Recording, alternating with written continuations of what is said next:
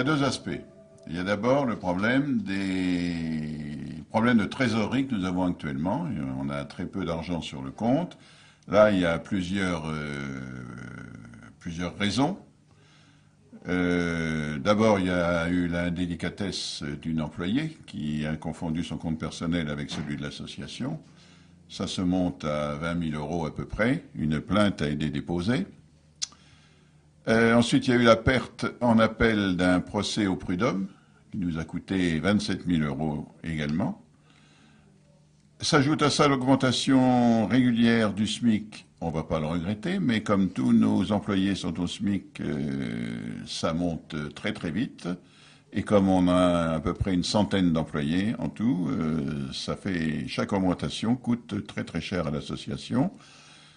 Ensuite, il y a l'exigence des parents pour un quart avec ceinture, ce qui nous oblige à louer fort cher à un personnel extérieur, alors que la mairie nous en met un à disposition.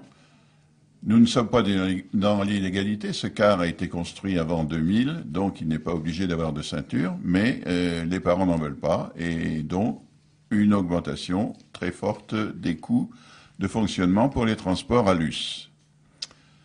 Ensuite, il y a l'augmentation des salaires, l'ancienneté incontournable, l'augmentation du coût de la vie. Et en contrepartie de tout cela, la subvention a été maintenue à la même hauteur depuis 3 ans. Une particularité, il va forcément réintégrer le giron municipal. C'est pour ça que nous avons mis en place une subvention qui va permettre à l'association d'aller jusqu'au mois de juin. On a augmenté un petit peu le coût des services, c'est-à-dire on a augmenté le prix du périscolaire, on a augmenté le prix de la LSH et on augmente aussi le prix des séjours à l'US, mais l'augmentation ne compense pas le manque à gagner par ailleurs. Donc on se retrouve avec un problème financier, un problème de trésorerie très grave en ce moment. Et chaque année, la mairie nous envoyait, à notre demande, on faisait une demande et on avait une avance sur la subvention de l'année d'après. Avec cette avance, on arrivait à compenser les arrivées de CAF, parce qu'il y a aussi la CAF qui fait partie des personnes, enfin de ce qui on nous doit de l'argent de la CAF. Les subventions 2007 ne sont pas arrivées encore. Et cette avance sur subvention de la mairie nous permettait de faire un peu, non pas de la cavalerie, ça ne s'appelle pas de la cavalerie, mais ça permettait d'attendre et de pouvoir payer le personnel. Cette année, la mairie a dit, nous ne payons pas d'avance sur la subvention, voilà pourquoi nous avons ce problème de trésorerie.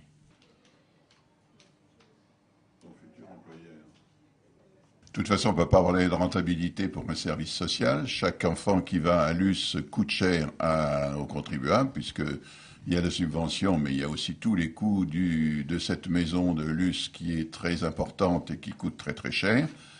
Donc on ne peut pas parler de rentabilité, mais là on se trouve un peu acculé, sans pouvoir payer le personnel. Et c'est pour ça qu'il y a eu ces rumeurs, parce que normalement ils sont payés au mois de septembre, mais le mois d'octobre c'était pas possible. Concernant l'USAC-Haute, là la position est tout à fait différente. Concernant l'USAC-Haute, là aussi, je vais rencontrer, c'est le sens de la réponse que je vais vous donner tout à l'heure, le maire de l'USAC-Haute et le conseiller général de la Drôme, parce que nous avons un vrai problème sur l'USAC-Haute. L'USAC-Haute, la problématique, elle est la suivante.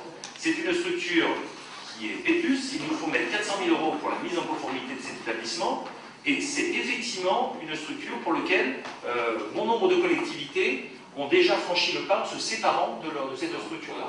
À partir de là, pour nous, l'important, c'est de pouvoir, je sais pas, pour nous, l'important, c'est de... Vous avez mis leur centre de vacances dans la Global ?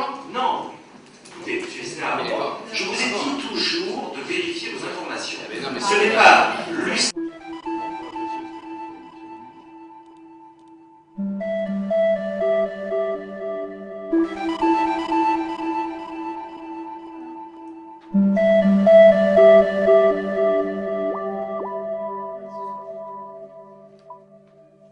Donc il y a eu des remèdes de fait, après plusieurs réunions de travail, plusieurs discussions. J'avais mis en avant quasiment ma démission. Il a été décidé, la mairie a décidé de nous aider, finalement de verser cette aide, mais de gérer avec moi, en commun, la mairie et moi-même, si j'acceptais de revenir sur ma démission, ce que j'ai fait, de gérer donc l'association jusqu'en fin juin 2009.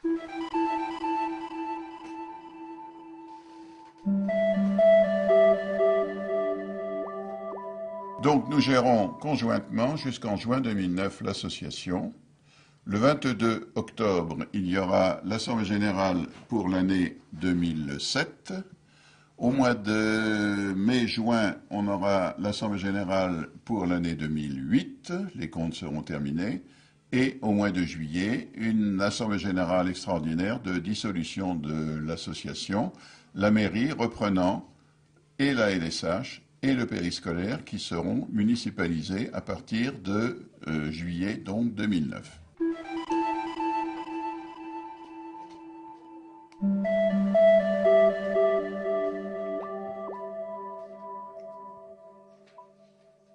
La commission de sécurité est passée l'année dernière, a exigé un certain nombre de travaux qui ont été estimés par la mairie, par les services de la mairie à 350 000 euros, ce qui est impossible à réaliser dans la situation actuelle.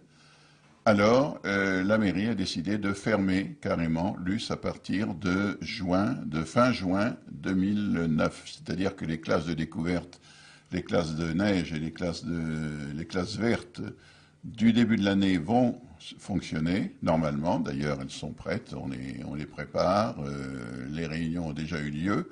Mais à partir de juillet, il n'y aura pas de séjour de colo, il n'y aura pas de colo en juillet-août, et l'US fermera, ce qui, pour ma part, est très dommage, parce que j'étais tombé amoureux de l'US jadis, d'une maison qui est très agréable, le coin est formidable. Ça va faire aussi pour la région un manque à gagner, car quelquefois, si la station fonctionnait, c'était pour nous, uniquement pour nous. Bon, mais ça, c'est un autre problème. Mais il faut dire que pour la mairie, c'était quand même d'un coût très élevé, car il y avait des problèmes de sécurité à régler, des problèmes d'alarme qui ont été réglés, bien évidemment. Mais tout ça, ça coûte très très cher.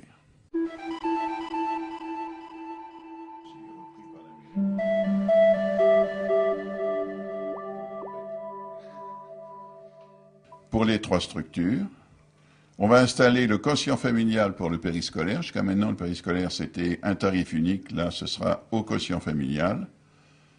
Et pour l'US également, mais pour l'US, c'était déjà le quotient familial.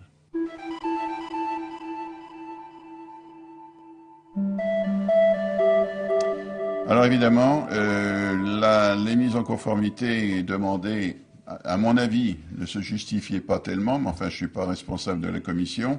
Ils demandaient la fermeture des dortoirs, ce qui est fort dommage car c'était très pratique d'avoir ces dortoirs ouverts avec un couloir qui permettait une bonne surveillance. Si les dortoirs fermés, ça posait certainement d'autres problèmes.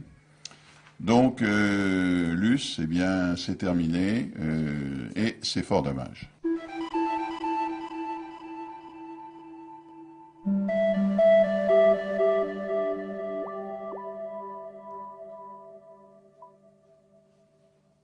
Tous les Solonnais. Quand vous demandez à un Solonnais s'il connaît l'US, tout le monde est passé à l'US. On y envoie même les seniors maintenant. Hein.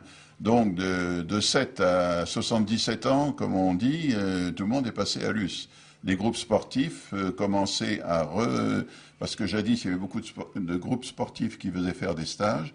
Eh bien, les groupes sportifs revenaient grâce à l'action de notre directeur, Bernard Sora, qui est très très déçu d'ailleurs, parce que non seulement il va perdre son travail, enfin pas son travail parce qu'il est employé territorial, mais il se trouvait très bien là-bas, il s'était lancé là-bas dans cette aventure avec beaucoup de bonheur. Il avait remonté donc, il avait fait revenir les groupes sportifs, les groupes de jeunes, les groupes même d'adultes. C'était sur Salon Vacances Loisirs la seule structure qui n'était pas déficitaire, qui était même excédentaire, qui couvrait un peu le déficit des autres structures.